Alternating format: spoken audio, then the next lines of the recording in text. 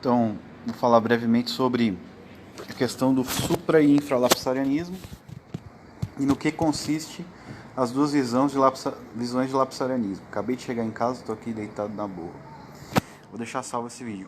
Bom, o supralapsarianismo, você vê o lapsarianismo em si, ele fala sobre as ordens dos decretos de Deus, né? Com a ordem lógica dos decretos de Deus, não a ordem temporal. Essa é a primeira coisa a falar sobre lapsarianismo. Qual seria a ordem lógica desse decreto? Tá, e como a gente pode descobrir qual é essa ordem lógica dos decretos, ok? Outra coisa também, existem os decretos de Deus, é evidente. Onde nós vemos isso nas Escrituras? Os decretos de Deus, eles são fixos. Existe decreto permissivo, tudo isso eu vou falar agora. Quando a gente fala de lapso é a queda do homem. Então, o supralapsariano, que eu defendo, ele vai defender que a ordem lógica da eleição, né, a eleição vem antes na mente de Deus. A eleição foi programada antes da queda do homem. Então Deus elegeu alguns e reprovou outros. Antes de criar o homem e antes de decretar a queda. Esse é o supralapsarianismo teleológico. O infralapsarianismo, ele ensina que Deus, então, decreta primeiro a criação e a queda, e depois, então, decreta a eleição. Dentre aqueles que estão caídos, Deus escolhe alguns, ok? Ok, vamos lá. Tá, tô entendendo. Agora, qual das duas visões está certo? Primeiro a gente vai ter que falar sobre os decretos de Deus. A Bíblia ensina a doutrina dos decretos de Deus? Sim.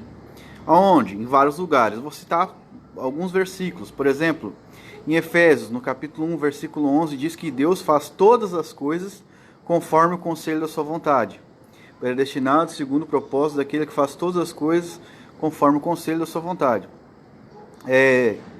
Lá no Salmo não, lá em Isaías 46, 9 e 10, ele diz: o meu conselho permanecerá de pé e farei toda a minha vontade, que anuncia o fim desde o princípio, né?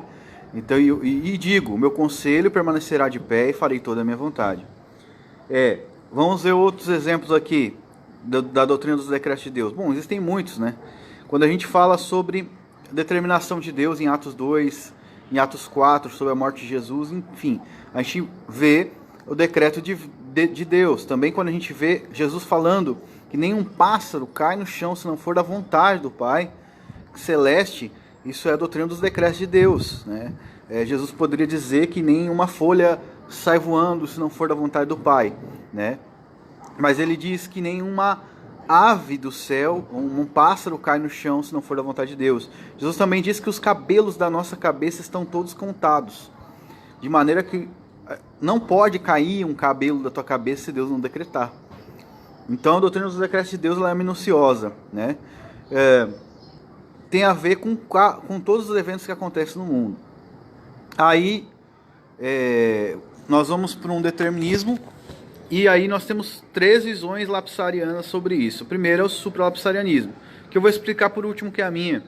Eu vou explicar agora o infralapsariano. Eu vou chamar de infralapsariano inconsistente. O que ele ensina? Ele ensina que Deus, então, primeiro, anteviu a queda de Adão, permitiu a queda, foi um decreto de permissão, e essa permissão da queda de Adão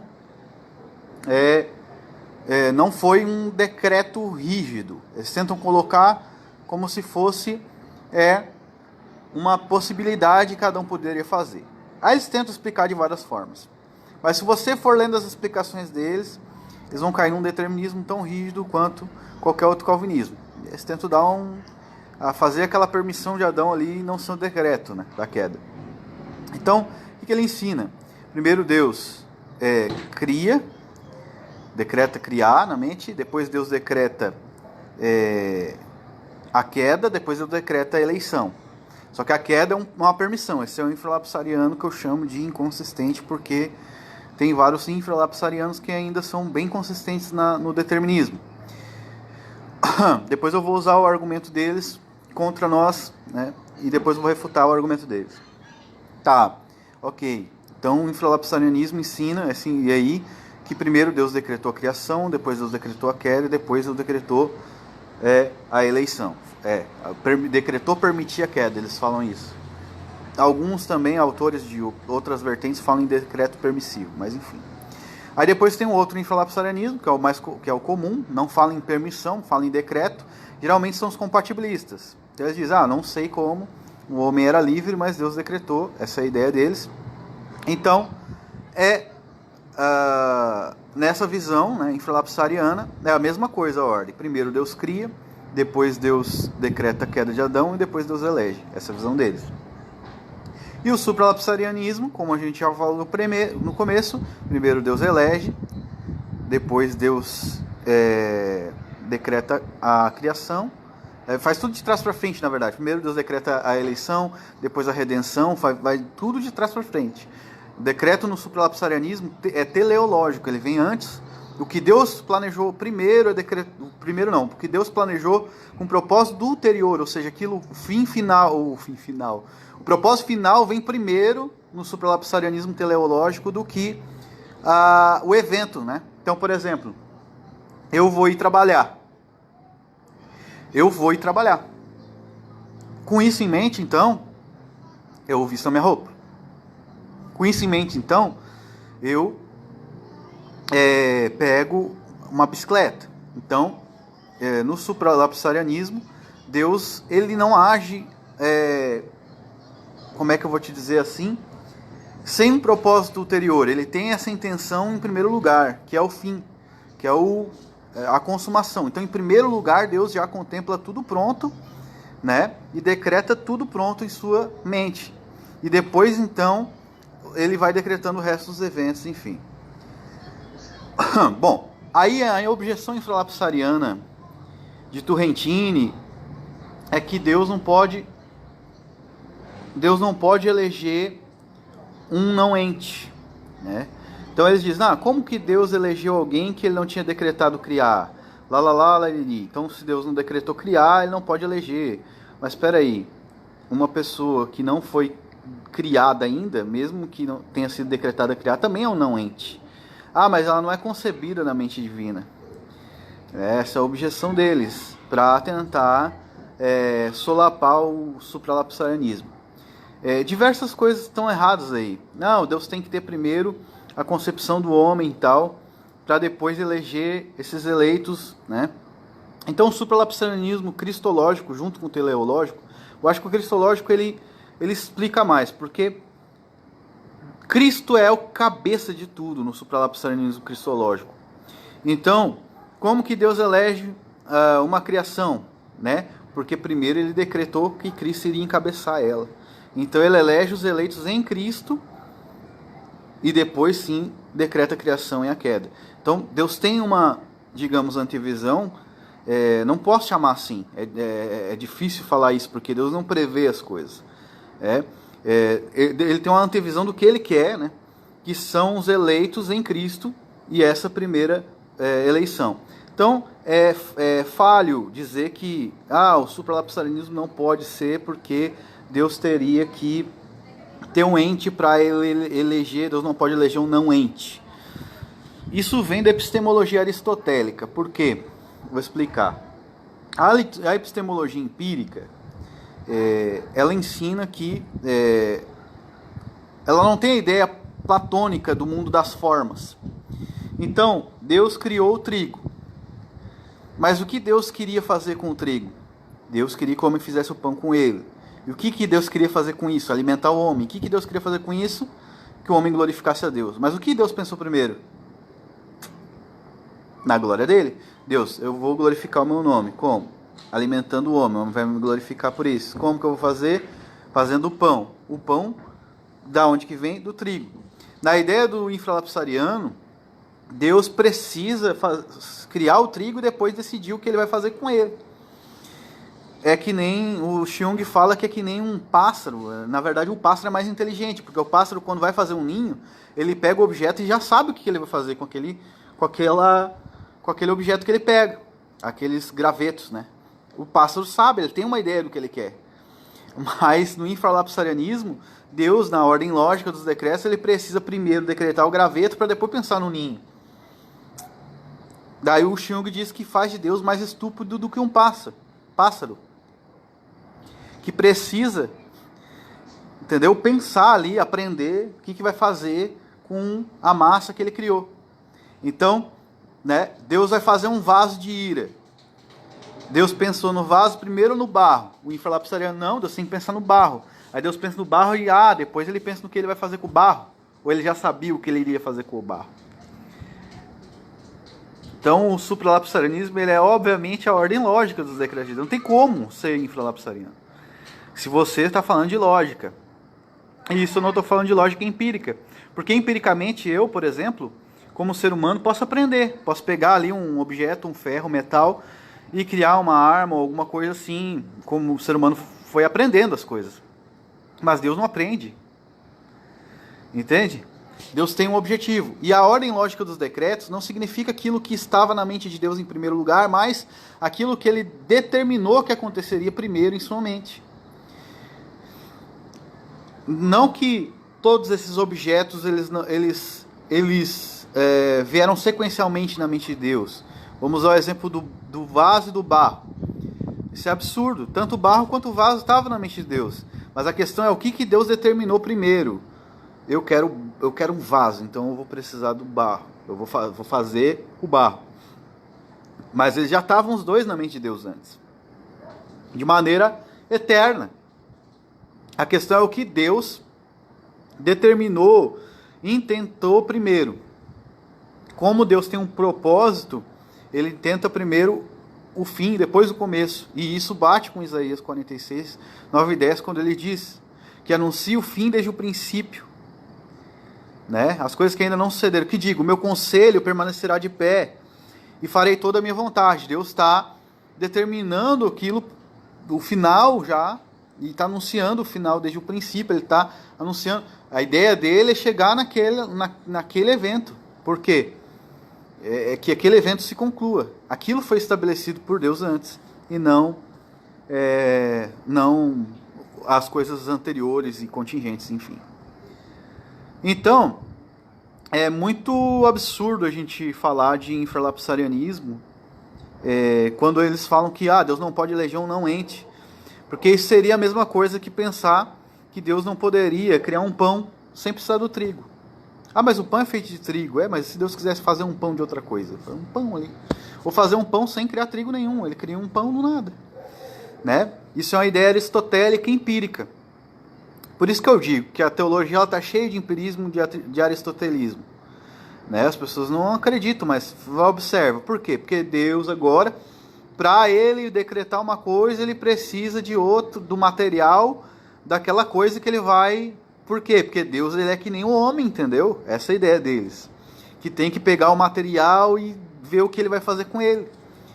Como Jung diz, ele é mais estúpido do que um pássaro. Está repreendido isso aí, está amarrado.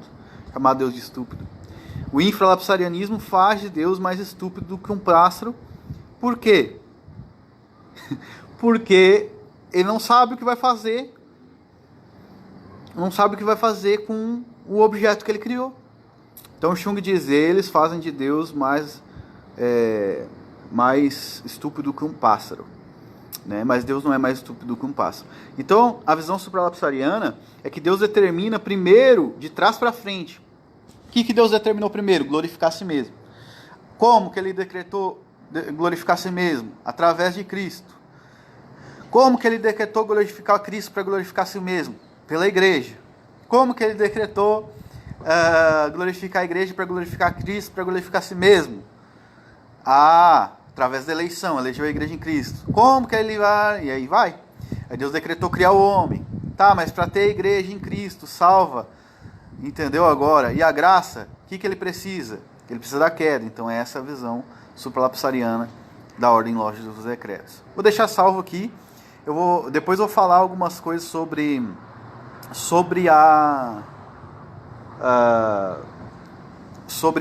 5 pontos. Eu vou fazer um vídeo de cada ponto do calvinismo. Eu vou explicar depravação total, eleição incondicional, perseverança do santo. Bom, cada ponto do calvinismo, né? Graça irresistível e expiação limitada. Na verdade, eu já tenho um vídeo sobre expiação limitada. Mas esse vídeo, que eu vou deixar gravado aqui, ele fala sobre isso. O infralapsarianismo, ele tem 2 maneiras de enxergar. Tem o infralapsarianismo mais determinista e tem o infralapsarianismo menos determinista. Tem o infralapsarianismo que fala em permissão com a possibilidade, entendeu agora, de esse evento ser diferente do compatibilista. Como eu coloquei desde o princípio ali, eu queria que você visse o vídeo desde o princípio, né? Desde o começo, você pega o vídeo e olha desde o começo para você ver. Você tem 3, porque tem um infralapsariano que vai falar de decreto compatibilista. O compatibilista defende uma espécie de liberdade, mas ele não explica como é, que é a doutrina do mistério, tá? Então, e alguns supralapsarianos também defendem. Então, eles não vão falar em permissão em sentido metafísico, porque é absurdo para eles, para esses compatibilistas, entende? Agora, como eu disse no começo, e aí tem o outro concorrentista que vai falar sobre permissão, né? E vai tentar explicar e dar um nó, e fala sobre permissão, e se tu for ver, lá na explicação deles, tu vai ver que a permissão deles é um decreto exaustivo, tá? E a objeção do infralapsarianismo é essa que eu coloquei aí no começo do vídeo. No começo não, acho que está mais ou menos no meio do vídeo, e eu refutei ela. Dessa forma que a gente refuta a ideia deles. Eles acham que são muito brilhantes, mas eu já debati com eles sobre esse assunto. Na verdade, não tem nada de brilhantismo. Na verdade, é reduzir Deus à ótica humana de concepção, né, e criação, como se Deus precisasse, como ser humano, né, da matéria-prima para conceber algo com ela, né? Isso é absurdo. Isso é uma epistemologia empírica. Aí você pergunta, como que Deus sabe tudo o que acontece, né, para ele? O conhecimento que Deus tem para mim, para Gordon Clark, para Jung, para vários calvinistas, esse conhecimento, ele é uma onisciência da natureza de Deus. Ou seja, Deus nunca aprendeu nada. Ok? Então Deus não está aprendendo o que ele vai fazer com a massa ali, não está progredindo em conhecimento, entendeu? Deus sabe tudo o que ele vai fazer já. Então ele tem a concepção de todas as coisas que ele vai criar na sua mente, desde a eternidade. A questão é que o decreto é o que ele intenta fazer. Em primeiro lugar, como ele organiza essas coisas. Isso aqui é diferente. O que ele organiza primeiro? O que ele coloca em primeiro lugar? Ele decretou primeiro o quê? Eleição. Vamos supor, glorificar a si mesmo. Entende? Isso é o que ele estabelece em primeiro lugar na mente dele. Não que ele pensou nesse objeto ou naquele objeto primeiro ou segundo. Isso é absurdo, porque Deus tem todo o conhecimento desde a eternidade. Deus não progride conhecimento, ok? Então é absurdo, né? Agora, quando a gente fala em ordem lógica dos decretos de Deus, a gente não está falando sobre o que Deus pensou primeiro. Deus pensou primeiro nisso, pensou primeiro... Não. É o que Deus estabeleceu primeiro lugar em sua mente, né? Quando ele foi criar ou determinar a criação, entende? Então é totalmente diferente de pensar no que Deus concebe primeiro, porque isso é absurdo. Deus concebe primeiro... Não. Ele sabe tudo que ele vai fazer. A questão é o que ele coloca em primeiro lugar. Agora, na ordem temporal, os decretos é totalmente inverso. Deus tinha decretado a eleição, tudo mais. Mas o que ele criou primeiro? O mundo. Agora vamos ver essa lógica pela lógica de Gênesis. Deus cria os céus e a terra. Deus cria, o que mais? As plantas, os animais, vai criar luz, tal. No último dia ele cria o homem. Ok? No último dia, Deus cria o homem. Mas espera aí, Deus criou a terra e toda a criação Para quem? Claro que para ele, mas como que vai glorificar ele? Quem encabeçar ela? O homem. O homem é coroa da criação, querendo ou não. Né? Então, tá vendo? Mesmo que na ordem temporal Deus tenha criado primeiro as plantas e tudo mais, na ordem lógica, a imagem e semelhança de Deus, que é o homem, que representa ele, tem que vir primeiro.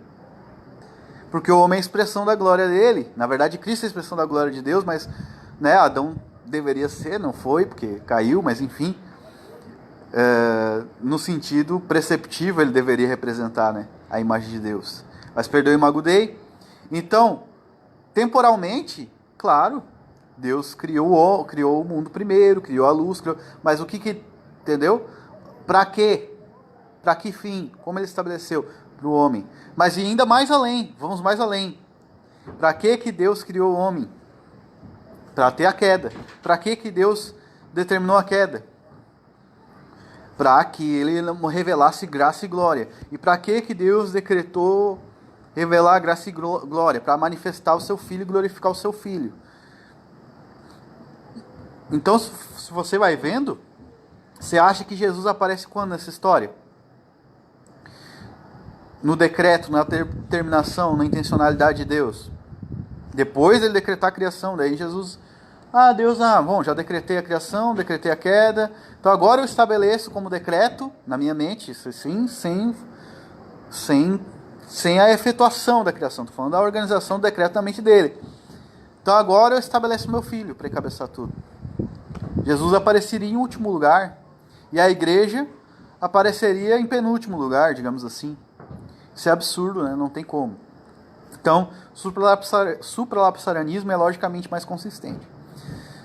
Eu espero ter explicado bastante coisa. Tem uma parte também, eu falei sobre o supracristológico e teleológico, e tem a parte preferível do supralapsarianismo. Isso é bem interessante.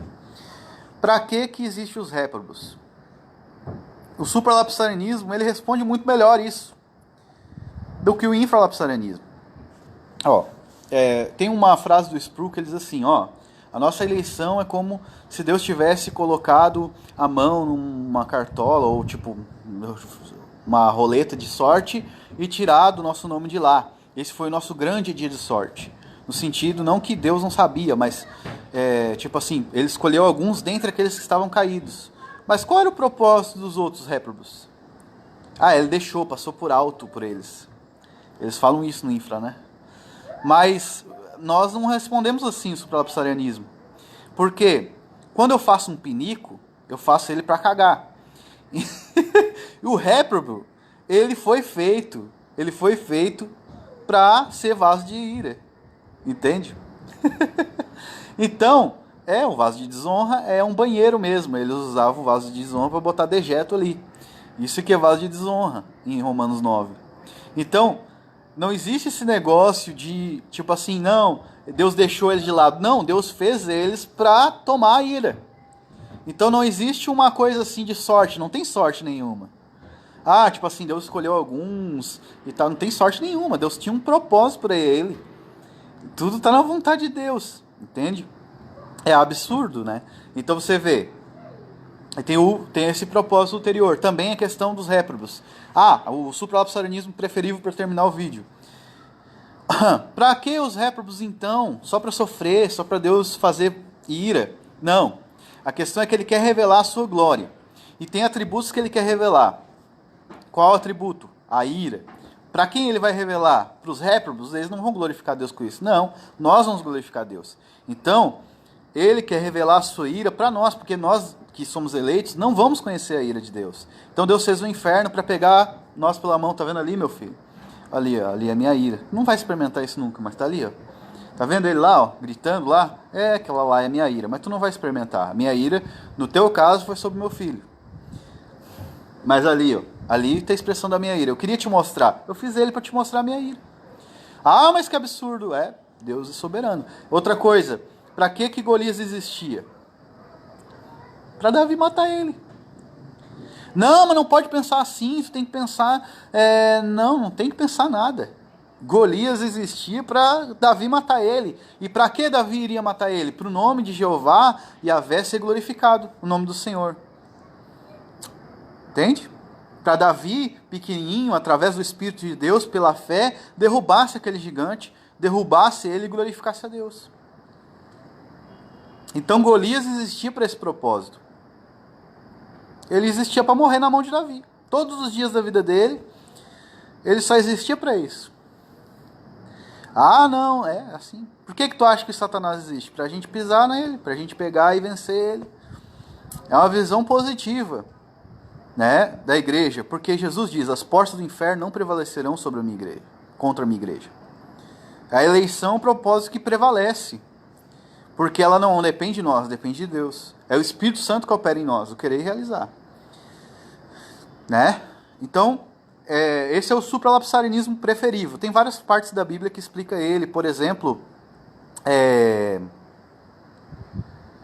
em Isaías, Deus fala, né, darei homens por tua vida, né, e homens em teu resgate, né? O que ele está falando ali para quem ele está falando? Acho que é Ciro. Ele está dizendo que Deus criou aquelas pessoas para ele dominar elas, encabeçar elas. Assim como Deus criou o homem, tu vê, ó, isso é muito interessante. Assim como Deus criou o homem, na verdade, a igreja, para Cristo encabeçar ela, Deus criou a criação para a igreja encabeçar ela. Eu estou quase virando pós-milenista, mas isso é outra coisa. Deus criou, entendeu? Exatamente, perfeito, né? Exatamente. É a história de José e seus irmãos. Então, mas eu vou terminar o vídeo aqui, senão vai ficar muito comprido. Eu espero que tenha ficado claro, tá, pessoal? Fique com Deus, orem por mim, orem bastante por mim aí, que eu preciso de oração. Fique na paz.